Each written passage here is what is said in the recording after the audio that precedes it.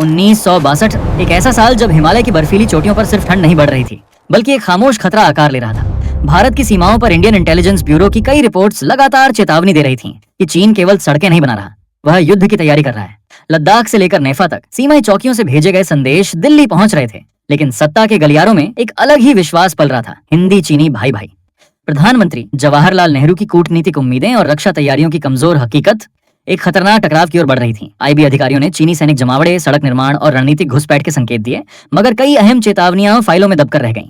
सीमाओं पर भारतीय जवान बिना पर्याप्त हथियारों, बिना सर्दियों के संसाधनों और बिना स्पष्ट सैन्य रणनीति के तैनात होते गए। फिर अक्टूबर 1962 जब चीन ने अचानक हमला बोला, तो सिर्फ गोलियां नहीं चली, बल्कि वर्षों की राजनीतिक गलतफहमियां भी टूट गईं। बर्फीली पहाड़ियों में हजारों भारतीय सैनिक असंभव परिस्थितियों में लड़ते रहे। कई ने आखिरी सांस तक मोर्चा नहीं छोड़ा, लेकिन दिल्ली की अनसुनी चुप्पी अब राष्ट्रीय त्रासदी बन चुकी थी। ये सिर्फ एक युद्ध नहीं था, ये उस कीमत की कहानी थी जो तब चुकानी पड़ती है जब खुफिया चेतावनियां सत्ता की उम्मीदों के नीचे दब जाती हैं। 1962 ने भारत को सिखाया कि सीमाओं पर खतरा कभी शब्दों से नहीं रुकता, उसके लिए तैयारी, निर्णय और समय पर कार्रवाई ही असली सुरक्षा होती है।